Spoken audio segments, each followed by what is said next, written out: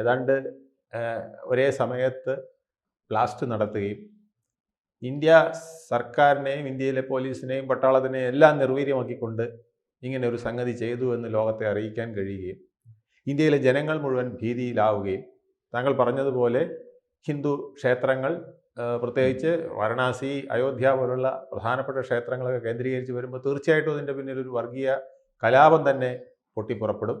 അപ്പോൾ ഇന്ത്യ ഒരു മൊത്തത്തിലൊരു വർഗീയ കലാപത്തിൻ്റെയും തീവ്ര ആക്രമണത്തിൻ്റെയും ഒക്കെ അന്തരീക്ഷത്തിൽ പുകഞ്ഞുകൊണ്ടിരിക്കുക എന്നുള്ള ഒരു വലിയ ഉദ്ദേശമായിരുന്നു അത് നമ്മൾ ഈ ഒറ്റ ബ്ലാസ്റ്റിൽ തന്നെ പൊളിക്കാൻ കഴിഞ്ഞു എന്നുള്ളത് വളരെ ആശ്വാസം നൽകുന്ന ഒന്നാണ്. പക്ഷേ ഇതുകൊണ്ടുമായില്ല.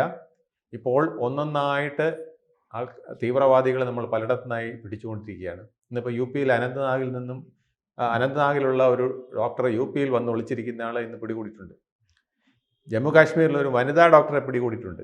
അപ്പോൾ ഇതൊരു വൈറ്റ് കോളർ ടെററിസം, വിദ്യാസമ്പന്നരുടെ നമ്മൾക്ക് ഒരിക്കലും സംശയിക്കാൻ പറ്റാത്ത ഒരു വിഭാഗത്തിൻ്റെ ടെററിസമാണ്. ഇപ്പം നമ്മളിപ്പോൾ തിരുവനന്തപുരം മെഡിക്കൽ കോളേജിലെ സൂപ്രണ്ടടക്കം ഒരു 10 ഡോക്ടർമാർ എന്തെങ്കിലും ഒരു അക്രമം കാണിക്കുമെന്ന് നമ്മൾ പ്രതീക്ഷിക്കും? ഒരിക്കലും പ്രതീക്ഷിക്കില്ലല്ലോ. ആ രീതിയിൽ എന്നിട്ട് അവരെ സംശയത്തിൻ്റെ ഒരു ലാഞ്ചനയും എത്തില്ല എന്നുകൊണ്ട് അവിടെ സുരക്ഷിതമായിട്ട് അവർക്ക് ഇൻഫർമേഷൻ കൊടുക്കുകയും പണം കൊടുക്കുകയും ഈ ഡോക്ടർമാരുടെ കൈവശം 20 ലക്ഷം രൂപ ഇരുന്നറിഞ്ഞ്. കൂടുതൽ വാർത്തകളും വിശേഷങ്ങളും നിങ്ങളിലേക്ക് എത്താൻ ABC മലയാളം സബ്സ്ക്രൈബ് ചെയ്യുക, ബെൽ ബട്ടണും അമർത്തുക.